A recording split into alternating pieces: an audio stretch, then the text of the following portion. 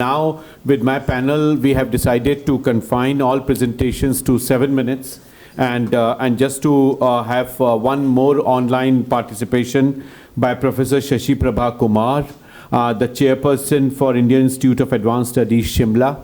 So, Madam, are you online now? Can we have you first? Yes, yes. Namaste. Namaste, namaskar, namaskar. I thought you would join us here, but I can imagine. I was informed very late, so I had already committed to some other program. And you are in Shimla or you are in Delhi? Or? I am in Delhi. I am in Delhi.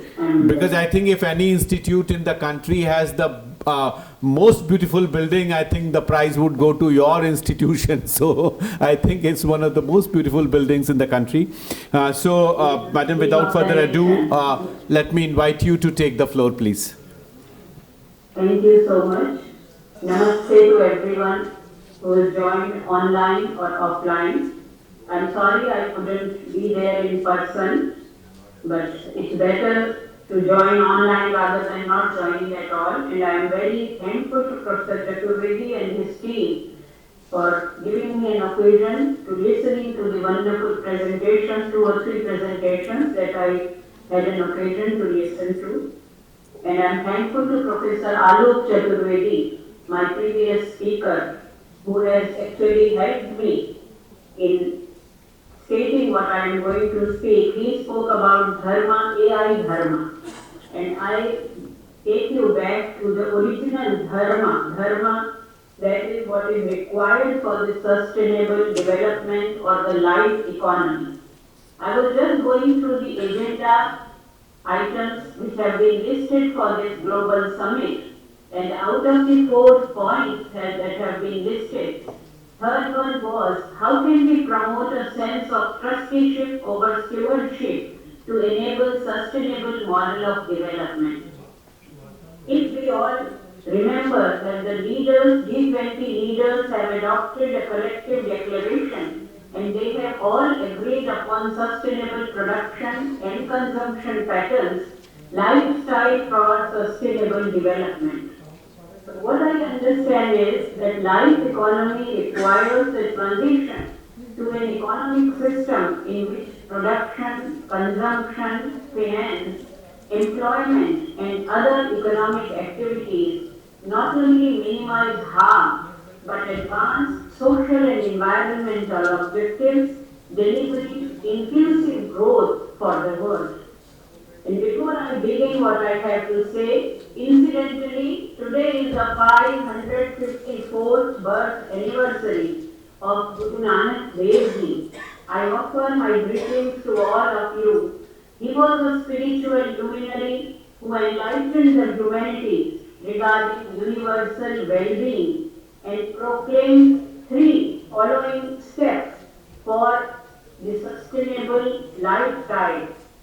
These 3 are Naam Japo. Always remember and recite the name of God. Kirat Karo. Work hard and with honesty. And one with Chapo. That is the most important. Share whatever you have with everyone around you. This is the Dharma of humanity. Just now we heard a wonderful talk and we just watched the slides also on AI Dharma. AI is the biggest facility which has brought us all together. Vasudhaiva Kutumbakam, one earth, one family, one future. This has been literally made possible with the help of technology. But that is the biggest challenge as well. We have been brought closer through this technology, but there are many more challenges that are daunting and facing us.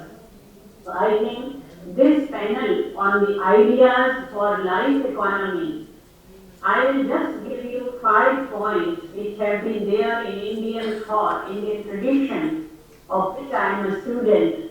And these are the first idea for a life economy, which is an economy which shares and cares for everyone around us, is that it has to be a holistic approach. It has to be an integral approach. Economy primarily deals with artha or money, but here we have a model of 4 purusharthas, whole human pursuits in Indian thought, they are dharma, artha, kama and moksha. Just now, Dr. Alok Chaturvedi spoke about dharma, and artha is the primary theme of any economy for that matter. But the Indian principles are distinct in that artha has to be preceded and regulated by dharma. What is dharma? Dharma is a very wide concept, and if we go on the derivation of the term dharma, it is the principle of sustainable development for humanity. It is the principle of sustaining the environment, sustaining life, and sustaining growth. It's a very, very wide idea. So dharma, if artha is followed and regulated by dharma, then there is no better way of moving towards life economy. So the model of our lifestyle has to be holistic, has to be inclusive for everyone, access to everyone, and that is what we aspire and pray every day. Sarve bhavantu sukhinah, sarve santu niramaya. We don't say one up to Hindu or Muslim, Indian or American, we say sarve bhavantu sukhinah. Because Vasudha eva kutumbakam, whole earth is a family, and we are praying for the well-being of everybody. Even when we aspire for profit or prosperity, we say Shubha Labha. Not only Labha or profit, but Shubha Labha. This prosperity, this profit should be propitious. It should be for the benefit of humanity and not only for my own selfish gratification. So the model for life economy has to be holistic, it has to be inclusive, and it must be equitable distribution for everyone. Whatever I have, it is not only for me. I should share it with others, as I quoted Guru Nanak Dev Ji also. When we collect money, when we acquire money, the very ancient text of our philosophy, that is the Veda, proclaims Shatra Hasta Samahara, Sahasra Hasta Sankhya. Earn with 100 hands, but distribute with 1,000 hands. So it's not for collecting or accumulating to my own comfort and conveniences. It is for the benefit of humanity. I must care for everything and every being around me. Not only being, but also things. We epitomize and we conceptualize that there is consciousness permeating in everything around me. Therefore, I must give whatever I have taken from the environment. The fourth point is that it should be sustainable for the world. It shouldn't harm the environment.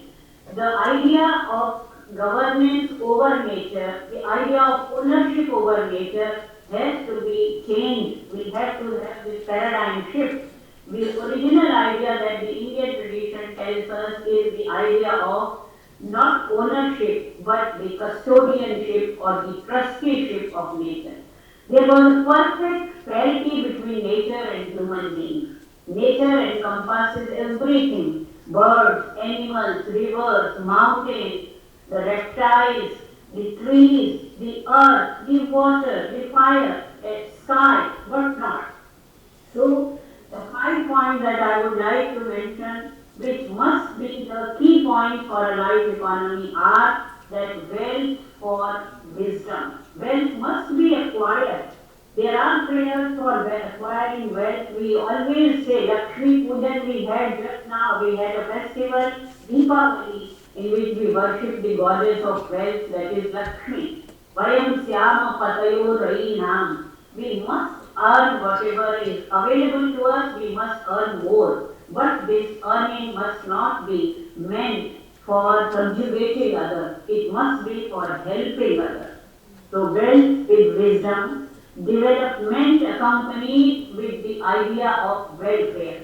We develop, but not for developing alone. Development is a goal, but this goal must be responsibly fulfilled. If we should also care for the welfare of those involved in that process of development. Last minute. Production has to be there, but production for protecting the beings of the world, and distribution which should be equitable, with equity, management with care, concern and compassion should be there. We have to have a world where everybody lives in harmony. These are the values which are foundational values which can be globally relevant and shared values.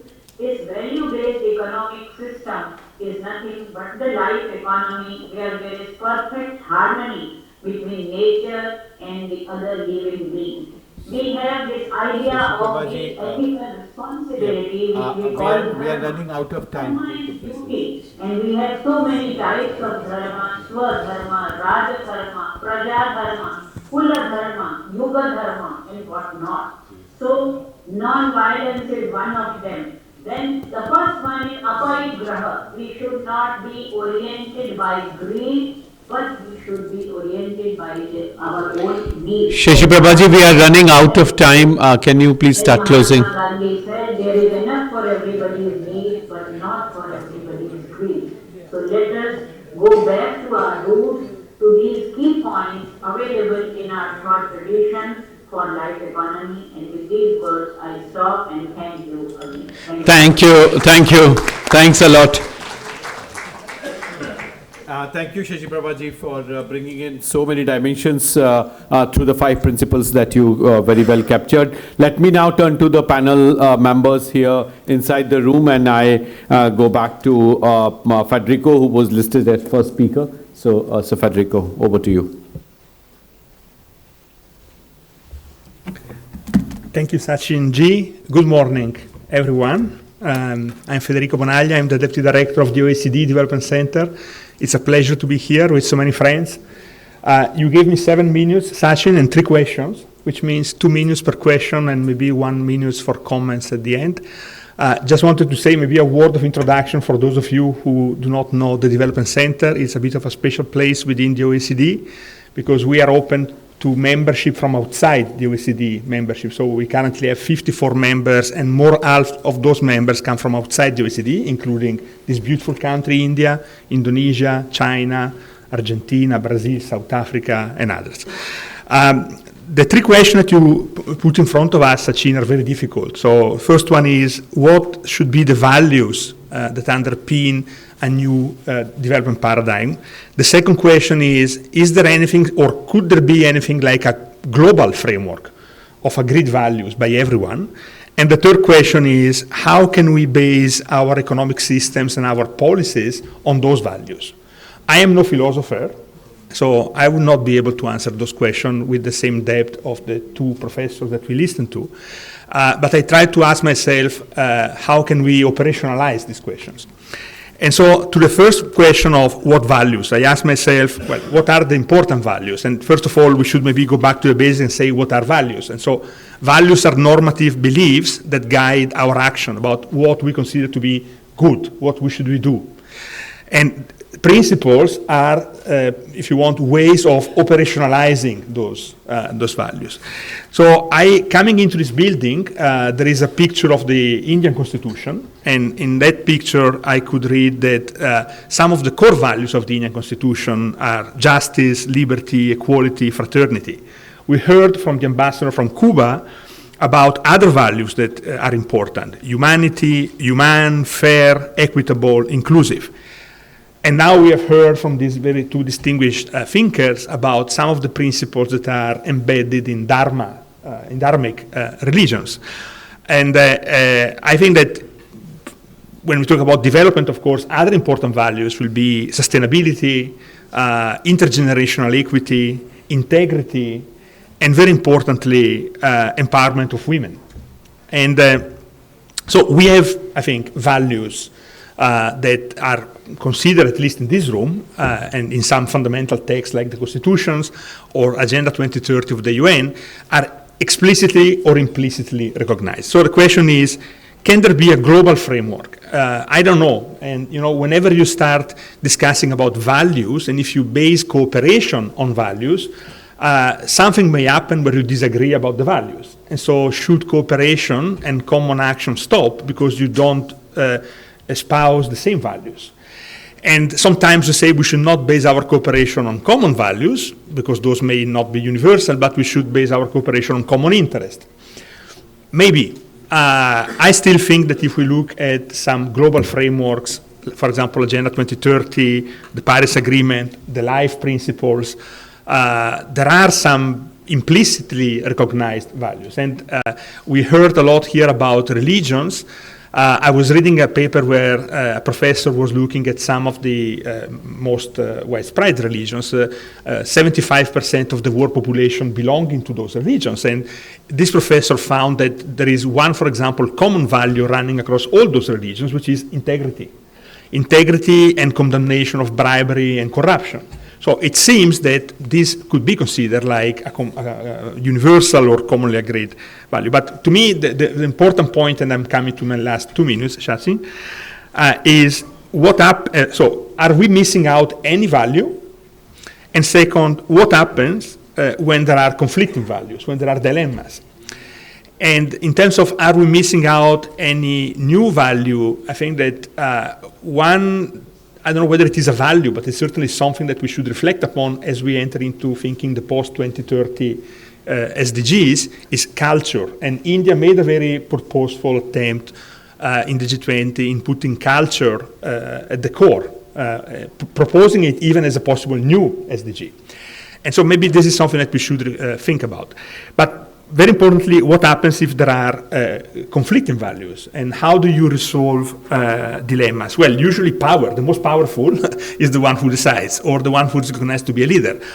Is this the right way for approaching dilemmas? Probably not. So the question is how, in agreeing on what are the values that we should use as foundational, and how should we move from values to principle and actions, we should probably think about how can we build platforms or tables where we can find ways of solving dilemmas, or maybe not solving the dilemmas, but agreeing on the procedures to solve the dilemmas. And the ambassador of Cuba was referring to the need of reforming international architecture, global governance.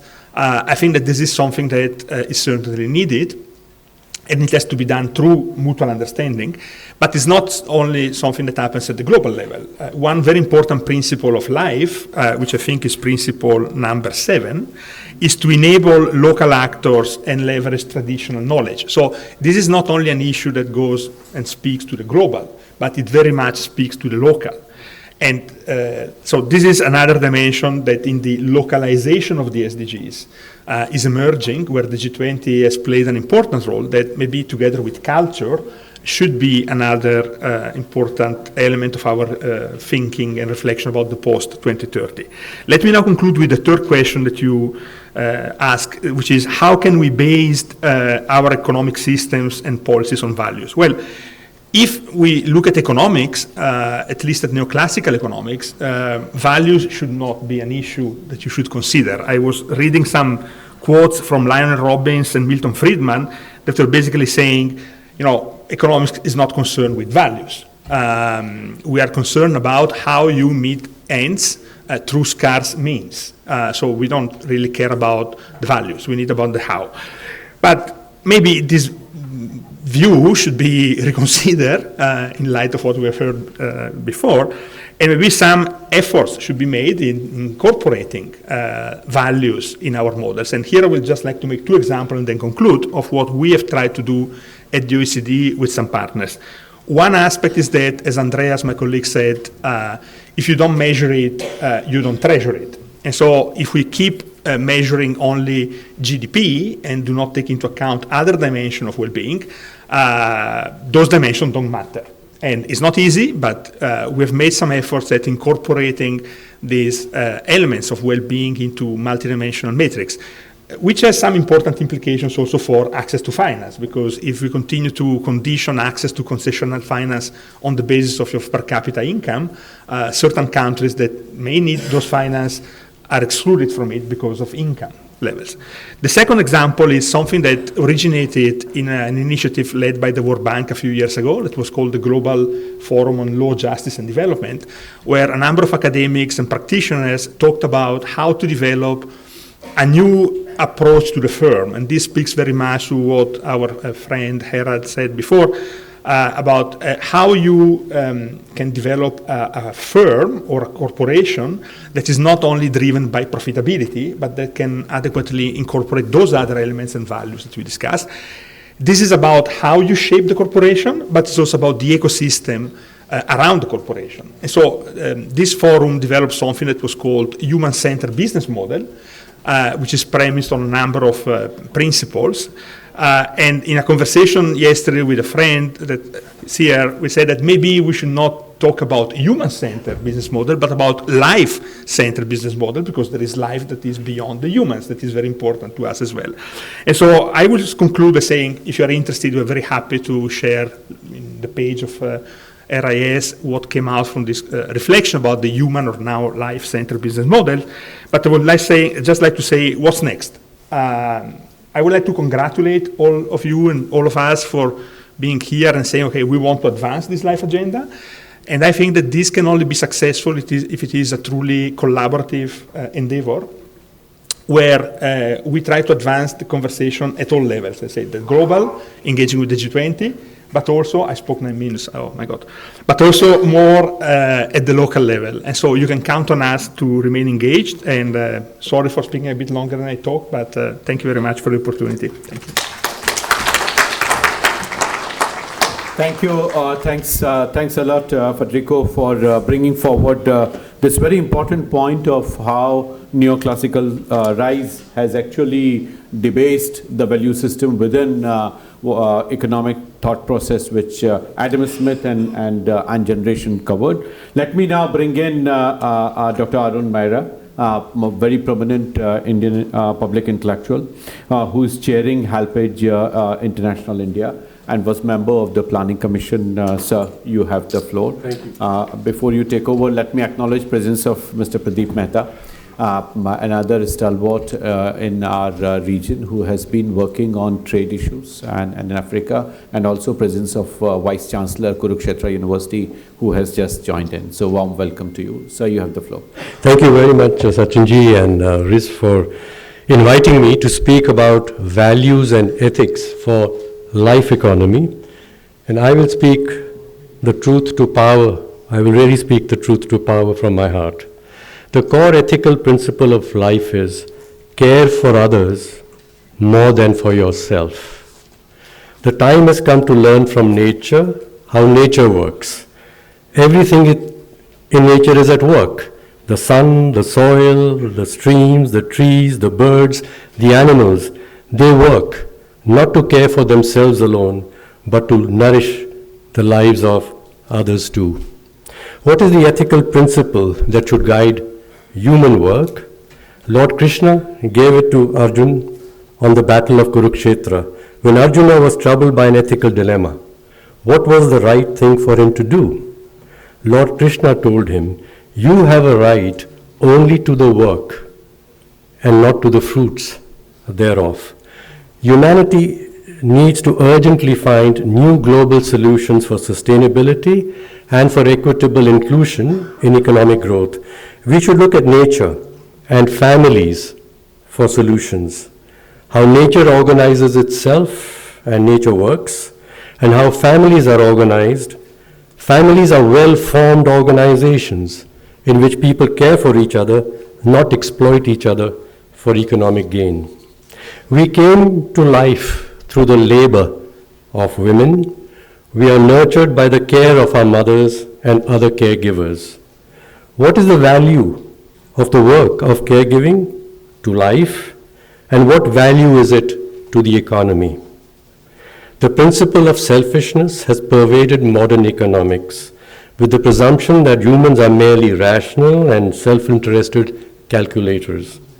It has even corrupted the biological sciences, saying that selfishness is in our genes and an instinct for survival.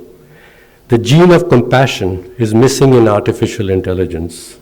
Computational sciences cannot explain the essence of being human, which is to care for others. Economic institutions designed by humans have an artificial, selfish gene planted in them. Business corporations are required by law to be selfish citizens of society. Their boards have fiduciary responsibilities to promote the interests of their investors alone. Nevertheless, these corporations are given the same rights as ordinary citizens to own property, to free speech, and to sue other citizens in courts of law, and even to sue governments when they feel government regulations will curb their profits. This month, stock market interests have removed a board, OpenAI, which was set up to protect humanity from artificial intelligence let loose. Human values have been smothered by financial valuations.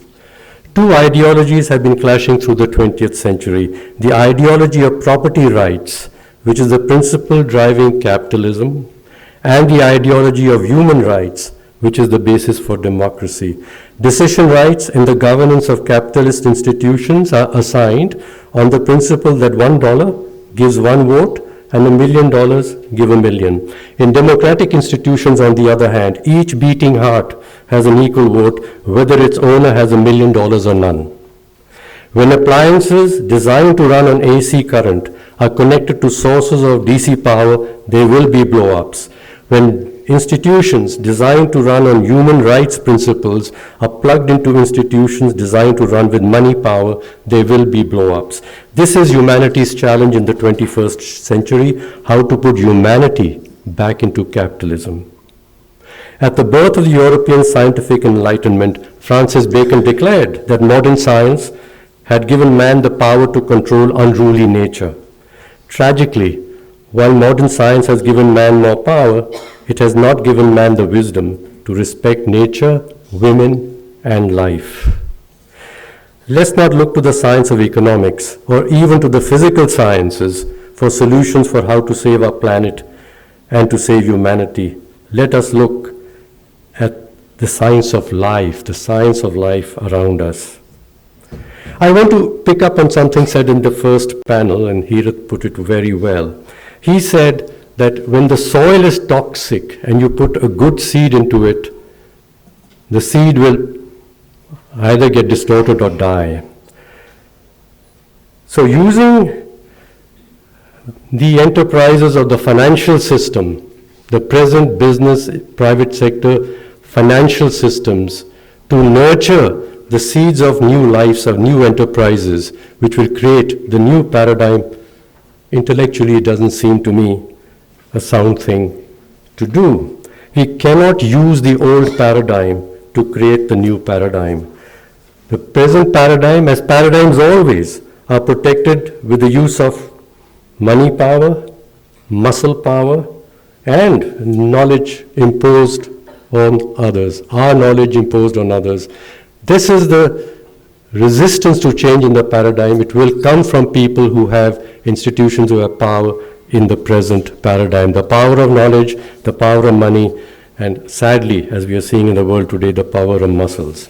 So to change the paradigm and make growth more sustainable, more fair, a profound paradigm shift is required, as I said, to change public policies and the ideas guiding them. To change the paradigm, policymakers and governments must apply three principles. Number one, don't measure and scientifically rearrange the trees and rivers.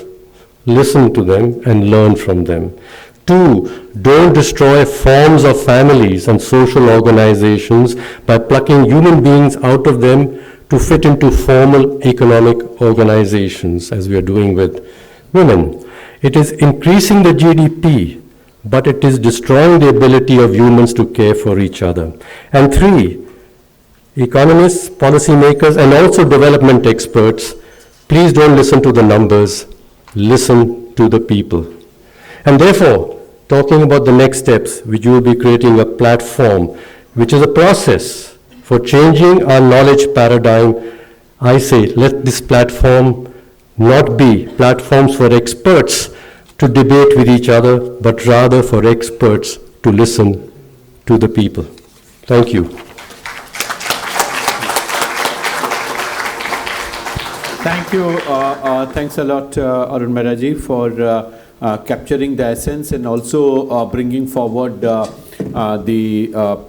essence in terms of how we bring in humanity in capitalism. And I think it's a very important dimension. People in several parts and even in the US, huge debate is on as we move forward in terms of how the trusteeship, how the social enterprises are going to contribute much more than other entities. Let me now bring in Dr. Saeed Munir Khusru, chairperson of IPAG in Bangladesh. You have the floor.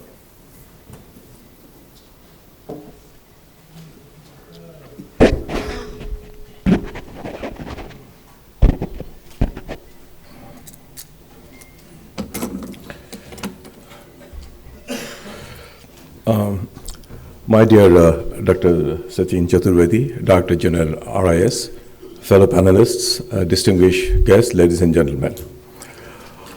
We live in very amazing times.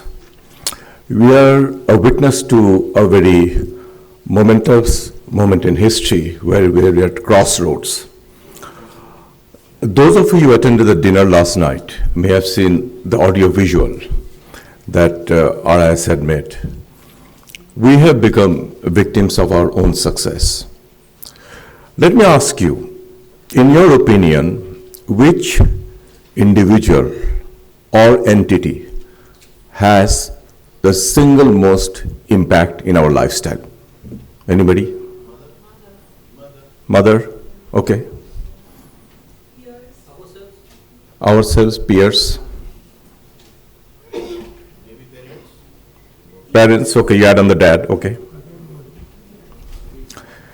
I very respectfully differ. This is the one. I'm sorry. This guy has most effect on your lifestyle than your mom, than your dad, than your peers. Try talking to a toddler, see what he or she says. I'm very sorry to say. That's the reality we live in. This has taken us to a different level of consumption. So today you don't have to really walk out of your desk, online, food. I sit in my office, my youngsters. Previously we have had office staff peon running here and then to get lunch. These days they don't. So result, we have gotten rid of one or two peons, so unemployment. Because we don't need so many people running around to get their lunch, right? What I'm trying to point out to you, the day-to-day differences we can make. I have a lot of respect for the great insights by my predecessor speakers have given from AI and other, but the reality is it starts with us. If each of us today go back home, look at things differently, then this whole RIS initiative has made one small step.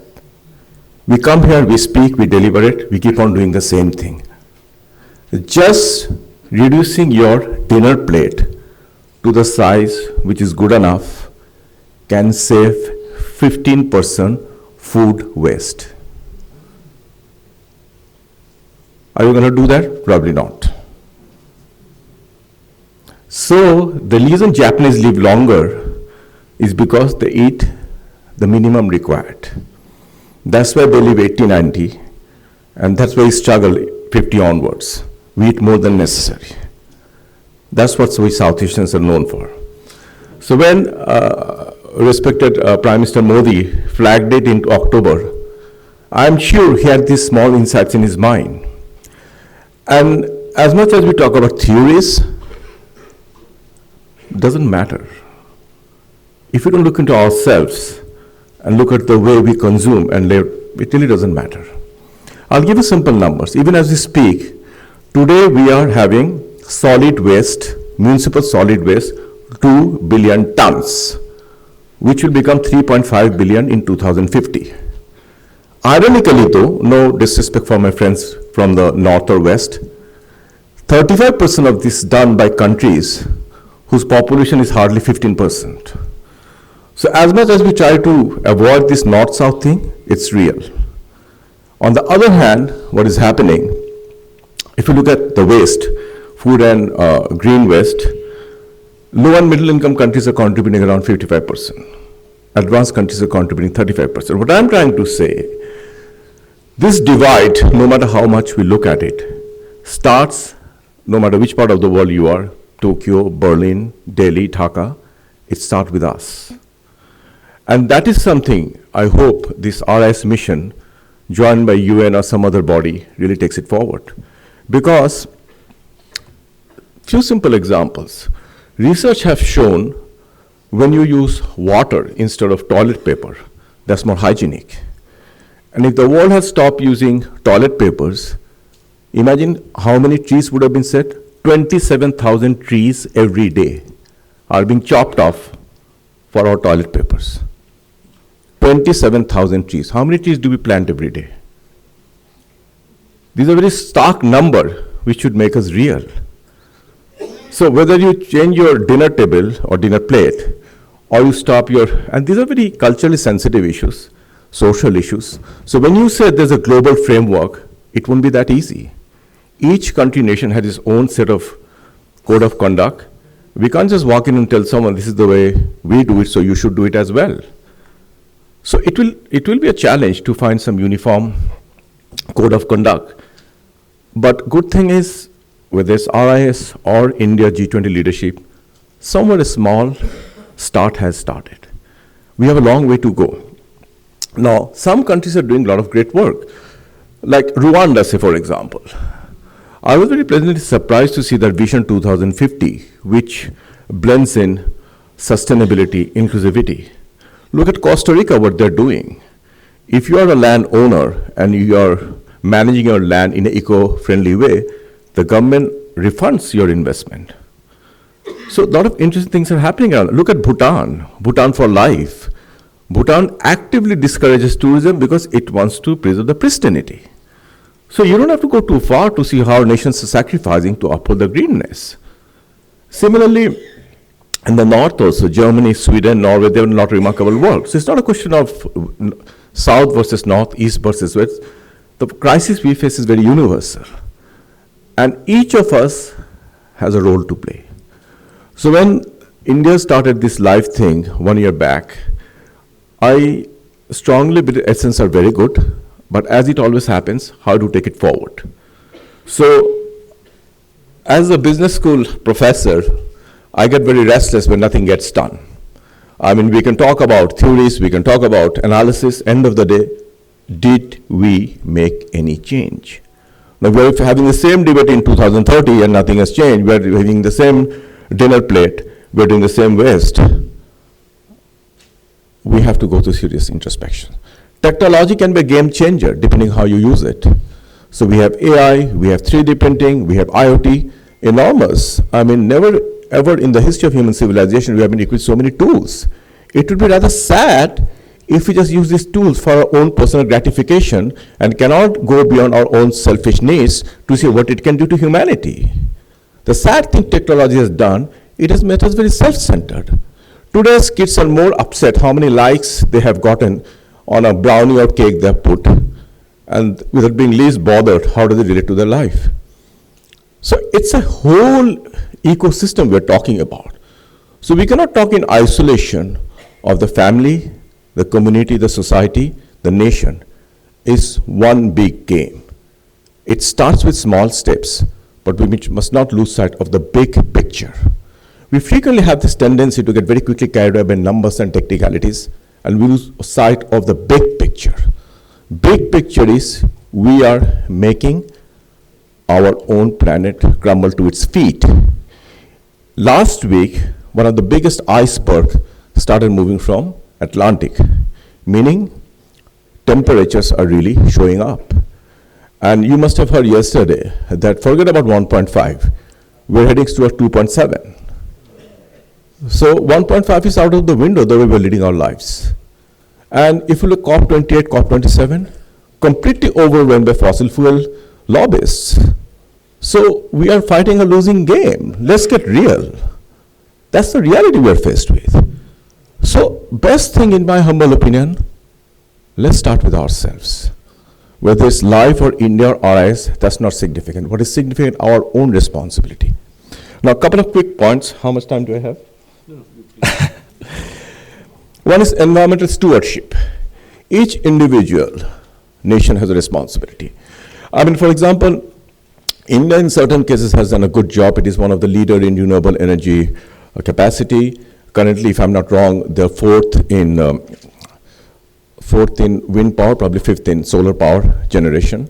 And also Gujarat, from where Prime Minister Modi himself comes, has done a lot of remarkable job in having solar panels in canals, having water reservoirs to tackle drought. So there are a lot of good examples. Then comes the economic viability. Money talks, let's face it. No Elon Musk or anybody is going to do anything unless you make them understand you're not losing money. That's the reality. They won't mind sending SpaceX, but they're not going to spend $1 billion on environmental costs. That's the reality we face. So the thing is, it's doable. You can make money without hurting we human beings are the most creative species under the sun. If we can't do it, who can? We must have the will to do it. Third, social equity. One thing I must draw to the attention of my very respected Sachinda. Sachinda, you need to add on the gender dimension. Lifestyle cannot happen without women leading. It doesn't happen. There must be a serious gender component. Who's the woman in the house who decides the size of the dinner plate? The lady. Who teaches the children? So there's a huge gender dimension to it. And this can be one of the areas women can really take the mantle and lead from the front. Third, education awareness, very important. For the younger generation, as I've alluded, one of the things at times, as I'm amazed by their creativity, at times I'm equally upset by their inability to look beyond their immediate needs. So we need to make them more aware. Then of course, this is a multi-stakeholder thing. Government alone cannot do it. It needs private sector, it needs media, it needs academia, it needs social, so it should be a multi-stakeholder engagement. Then comes the regulatory part. The regulatory part is always a little tricky because we cannot go to a country and tell them how they should have their own code of conduct. What we can try to do is give them some achievable goals and leave it to them how they want to achieve it. We have to be realistic. If the question is it possible to have a universal ethical regulatory framework? Very unlikely, very difficult. The UN can establish some minimum norms, rest each country has to follow its path. Technology, as I said, is a big game changer. Then of course there has to be a lot of transparency in what we do. This is not a rocket science. We have had top-notch scientists from around the world doing all this work. All we need to have the political will and the individual sagacity to drive it forward. Then, okay. Now, culture will play a big role because as I said, whether you're using water or toilet paper or you're changing your dinner plate, it's a huge cultural issue. The question is, we have to be respectful to each nation's cultural sensitivity, but we also should not shy away to drive forward the responsibility each of us has as individual society. So we can go on and on, but because of time constraint, I will just leave you some food for thoughts on you.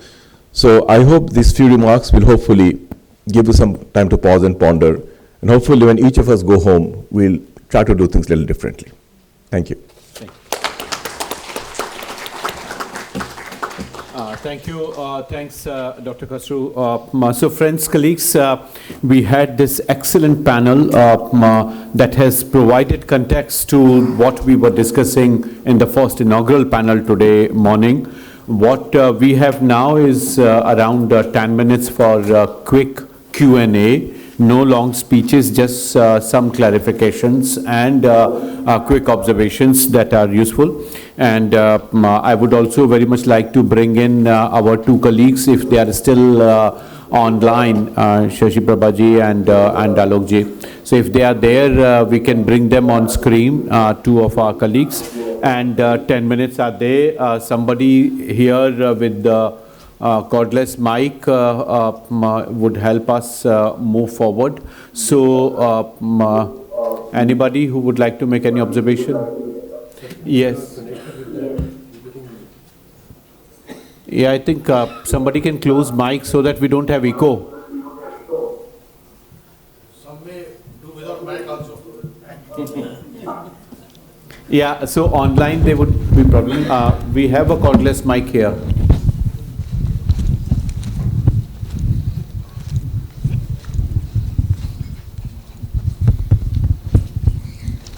Thank you. One behind, yeah, please. So, yeah, you can take the floor and then after you. So just introduce yourself and ask your question. I am Ajay Mishra. I have come from Hyderabad. My interests after 3.5 decades of public service have been renewable energy for this. But 10 years back, I was part of human values in a formal way into postgraduate colleges. So it is a difficult thing cutting across cultures, I agree. But it was started in an institute called Indian Institute of Information Technology, Hyderabad, and it has been then followed up in many universities in Punjab because of these specific problems there. So I would not take, there is a booklet which they have drafted, minus the religious things, for the trainers for human values. They have called it human values, but they are almost same what we are discussing, ethical values. So and then for the students. And it was introduced as a course in the technical colleges in Hyderabad and Punjab and spread other places. So that could be a starting point because kids have to be inculcated, made aware of that. This is my observation. Thank you. Thank you. Yeah, number 2 there. Yes. Yeah. Yeah. I am Deepak Chaturvedi, retired DG Telecommunication of Government of India and member Digital Communication Commission. My observation is, one hand is we talk of development the whole country based upon GDP, world over. Whereas our esteemed panelists have just mentioned the life changes by our mobile. I come from the society work where more encouragement is towards consumption, whereas these all talks about giving selfless service. How we look forward to imbibe those, say, tribal culture, which is very rich in sustainability, but very seen poor in terms of per capita growth or GDP per that. And with this corporate running world over, with this free market and free boundless country, where the consumption is the only parameter of quarterly result or monthly result or weekly outcome of CEOs, how we do as a society impact on those corporate or the country, so the governance or regulator, though it's very difficult, as rightly said, how we impose upon our civilization so that the family culture, like mother and sister contribution, though it's not measured in terms of GDP, is much, much more than any dollar inflow. My comment and visualization on that. Thank you, Dr. Bhaskar Balakrishnan.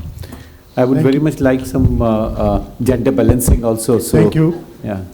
Yeah, very briefly, in this framework for life, I feel one component is missing or underemphasized, and that is the whole cluster of education, skills and knowledge, which is both an input and an output into the society.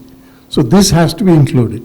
And the other aspect is that this is a subject which we have to go far beyond academic and economist community. We have to consult civil society on what they think about this whole scheme. Thank you. Thank you. Thank you. Yes, Professor Sita Prabhu. Just a small reminder for all the economists here. Economics was once started its journey as a branch of ethics.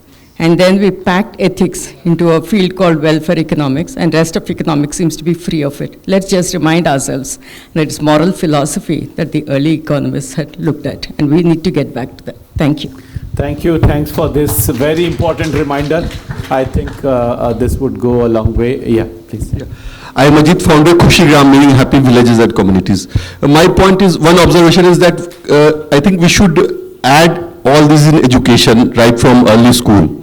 That is very important, and giving value to the social and cultural as well as environmental ecosystem. Second, and my one question is that can't we make targets for cities and communities and give incentives and disincentives accordingly? Thank you. Thank you, Professor Mishra. Yeah. So my question is to Dr. Sachin Chaturvedi himself. You talked of instrumentality. And I think that's an area where we need to work more, the kind of impetus which should have come. has not come. And the second thing is that we talk of economics, we talked of Adam Smith. You see the Adam Smith's contribution. There is a book, there's the first book, before he wrote Wealth of Nations, Economics as a Moral Science. It's a very small book. If you go through, then we know, I think, because we have not been quoting Adam Smith the way we should be quoting. Thank you, sir. Thank you. Thank you. Yes, yes. Raju, there at the back. Yeah. Yes, sir, you have the floor. Sir, I am Ashok Chauhan from Kurukshetra University. My humble observation is to Dr. Arun Maira. When he says that this is struggle between two ideologies, one is based on principle of property rights and second on principle of human rights. So I want to say, sir, that there is third ideology also, and say of those people, the working class, that must be listened, because finally they have to do all the work. They have to plant the trees. They have to clean the things. And they are means those who are really doing the productive, value additive work. So their say is most important, and that should be considered. Thank you, sir. Thank you. Thanks, Mr. Vice Chancellor. Let it be here with Dr. Ruby, here in the front. Raju in the front with Dr. Ruby. No, but I think... yeah. Thank you, Professor Sachin, for having me here, and also for the excellent talks in the... I'm a medical doctor, and we work very much in the space of environment too, so I think when we talk about economics, health economics is very, very important, right? And nobody talks about the economics of health. I was just listening to this talk by Said, who mentioned about sustainable consumption and how we can actually address consumption and overconsumption by us in every aspect. I think when we talk about One Health, which is now getting much more prominence, and that is what got a big hit during the COVID-19, because we lost $30 billion just because we used a non-One Health approach. And I think with One Health being so much important, it addresses human health, animal health, and the ecosystem. I think in every aspect of life, this needs to be brought into. And yes, when we do call to action, the action has to start with us. So this is the most important message I'd like to say. Thank you. Thanks, Dr. Ruby. Let me now turn back to the panel, 1 minute each, and we would quickly close this panel and break for tea. So let me bring in Dr. Shashi Prabha Kumar. Madam, you have the floor. Thank you, Professor Chaturvedi. I don't have to add much to what has been said by other panelists. I will just say that whatever we do and whatever we try to do, it should be aimed at protection and conservation of life and the resources required for life. That will be the best idea and the best way forward for a sustainable world. Thank you. Alokji, any point from your side? Thank you, madam. Yeah, I just wanted to add to what Ruby said in the last comment of One Health. Actually, we are working on something where we are using generative AI and artificial general intelligence to create autonomous open science, where AI is constantly looking at surveying all the data, and AI itself is generating hypotheses and creating studies and technical hypotheses, bringing the experts together. So there's a lot of opportunity. So what we are talking about today, I don't know if we'll be talking about the same thing in a year from now, because as AI is taking hold, so we have to rethink all of our and the opportunity that AI brings is tremendous, as long as we can be careful and regulate it well through this community involvement. So I think, the idea for a great future for not only India, but for the entire global south and the world. So we'll, India and global south can really make that difference south in the future economic sector. Thank you, Mr. Arun Mehra. Thank you very much. Can I speak from here? Yes. Thank you. Thank you. Very quickly, the point made about I think we can switch off other mics on the screen, please. Thank you. You know, Sachinji, we've talked about it. Our Honorable Prime Minister has made this plea at the G20 that we want a human-centric model of development and not one that is pursuing GDP. However, his policymakers, his ministers, and the business people in this country keep on celebrating our GDP. So there is a disconnect here between the intentions, which are right intentions, which the Honorable Prime Minister has put it, which is your intentions, to about a human-centric model of development. And development should not be measured by the amount of GDP. So get off it. We find to have other measures of what is good, sustainable, human-centric development. And so the concept of social enterprises, which you mentioned just now, social enterprises, we are trying to connect social enterprises, social initiatives to the stock market by creating a social stock exchange. They're two very different things. One is about financial valuations and the other is about social values. So the ideas of a social enterprise, a genuine one, comes from the family and the caring and the women. And the other side, the enterprise idea, unfortunately, is not a social enterprise idea, it's an economic enterprise idea, and the valuations are money.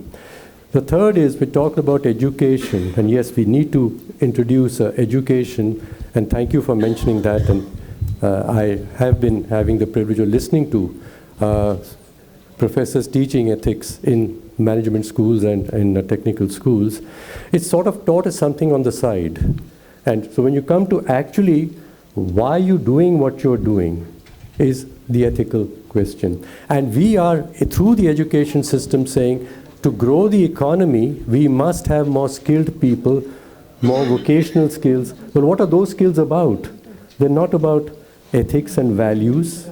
They're about being a part of an economic machine. So the whole principles on which, the values on which education is being organized today, I might say, are very much to push the economy and its growth with its financial and GDP valuations rather than a human-centric society. And to the matter of strikes, I'm entirely with you. If workers who are really producing the value are allowed to stop work, we'll understand the value of their work. But by all regulations, we say, no, you shouldn't make associations. They're powerless if they're not in associations. And if women stop doing labor, none of us will be alive in the future. So please respect the work that people do.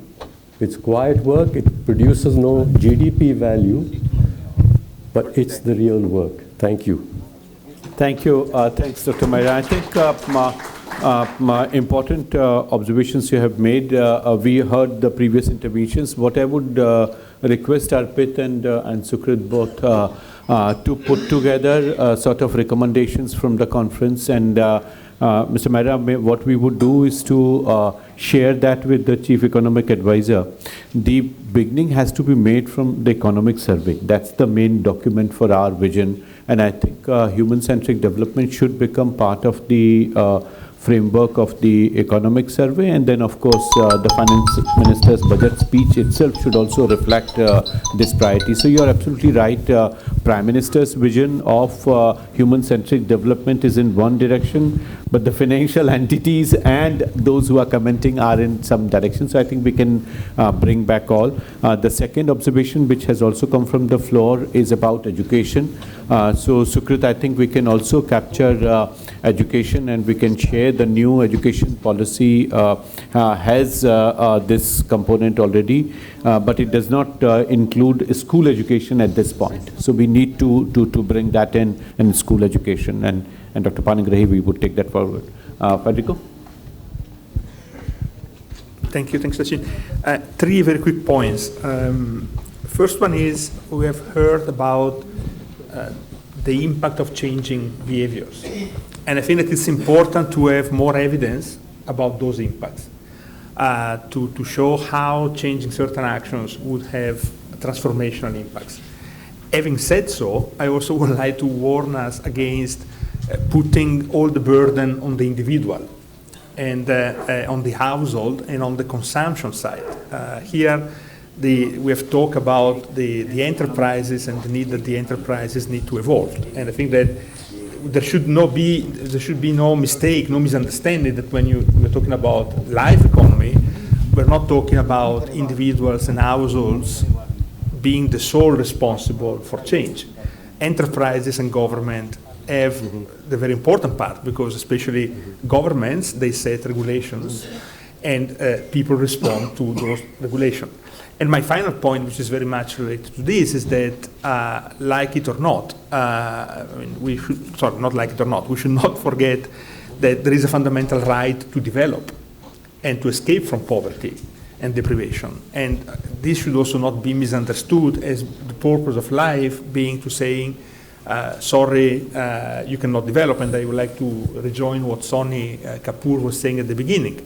If we try to reconcile these two ideas, that there is a right to develop for the billions of people that are underdeveloped, undernourished, or in poverty, but that the material conditions and the binding constraints are not allowing to replicate the same model of development, then we should collectively, North and South, work towards a different model of development, because otherwise we will not be living on this planet in the near future.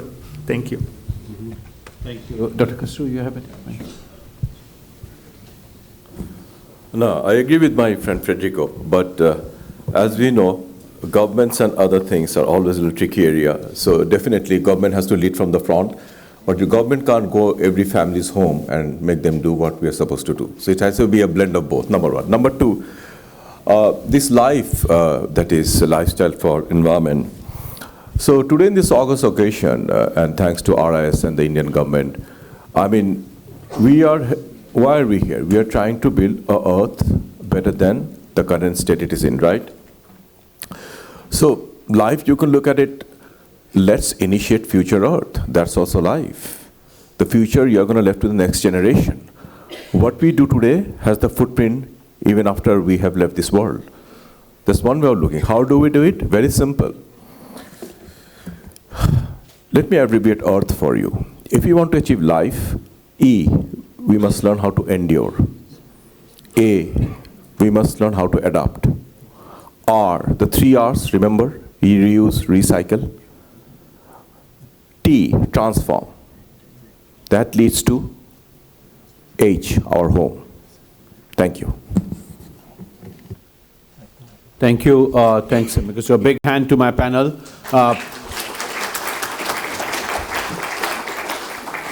Just 2-3 quick housekeeping announcements, and then we break for tea. So we have around 20 minutes for our tea break. At 12:30, we go in 5 different rooms. This room, we would continue with the discussion on women-led development, but 4 other groups, your agenda indicates the room number. So according to your interest, you can go in 5 different rooms that we have.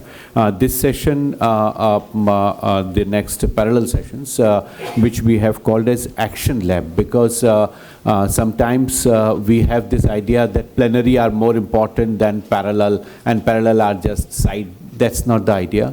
They are most important one, because lot of brain application now in the Action Lab, because those who had to give broad ideas, they have done.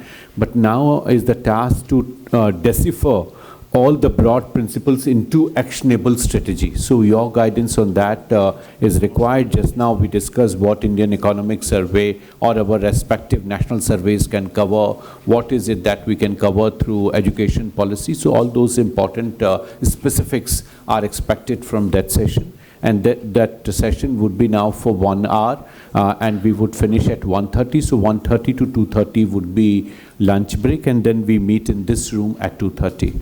Today's dinner is open for everyone, all are invited, and this dinner venue now is at India Habitat Center at Silver Oak at 7 o'clock. So all of us would finish the day here at 6:45, and all of us together would go to India Habitat Center.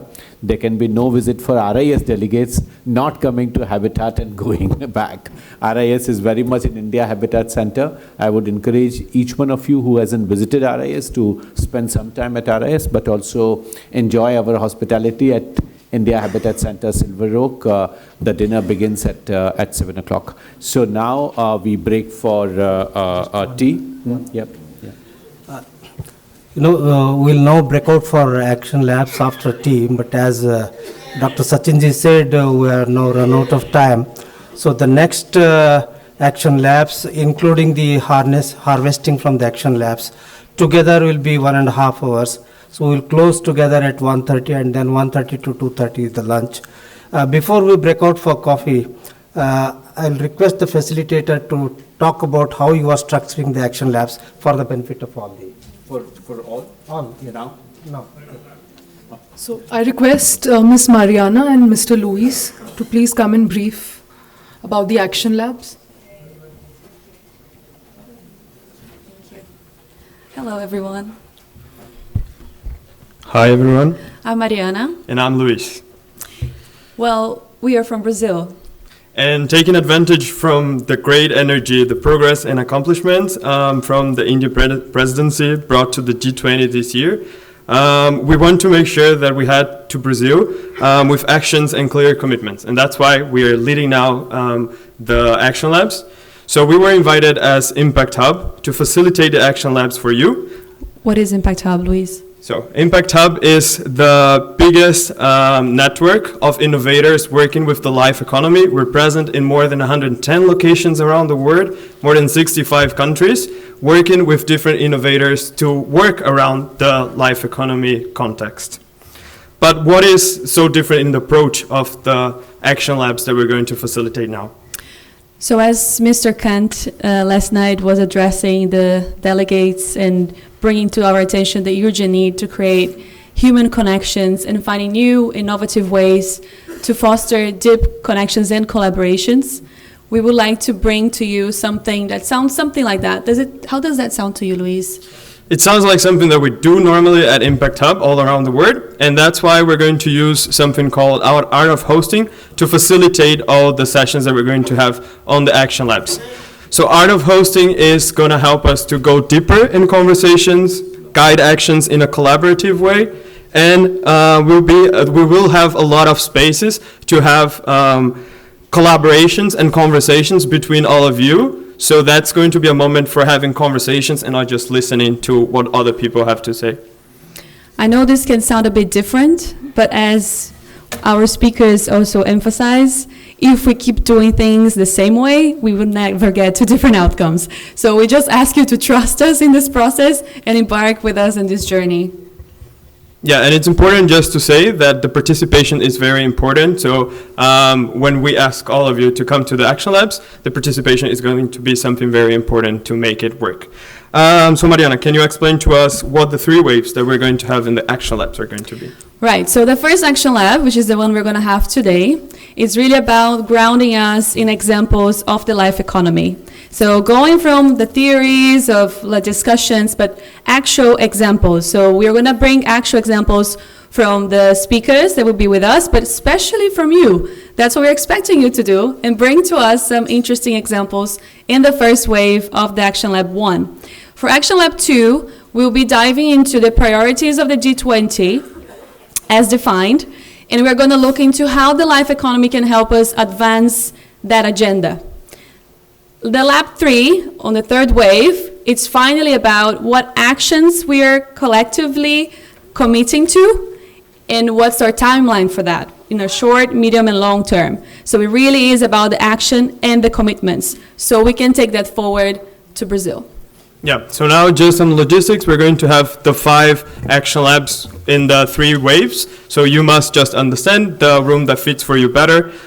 You must check the agenda and to see when they're going to happen. And just to understand, we're going to have the QR codes in this room. That's where you're going to be able to access all the harvesting from the sessions. You're not going to be participating in all of the conversations. So if you want to understand what the other rooms have been talking about, you just access the QR code, and that's where you're going to have access live to all of the other conversations. And that's it. Before we go, and I know you're all desperate for tea, coffee, water, toilet breaks, I just want to introduce to you the bell. And the bell is the most important instrument that will be in our hands to drive attention and focus. So every time we ring the bell, we ask you all to bring your focus to us, facilitators, so we can keep the dynamic working. Thank you so much. Enjoy. Have a good time. Have fun. Thank you.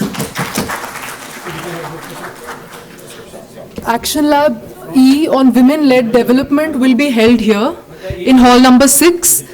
For hall number 4, please go downstairs, first floor. And for the rest of the 3 committee rooms, the 3 committee rooms are in the building adjacent to this particular building, and it's part of the annex building.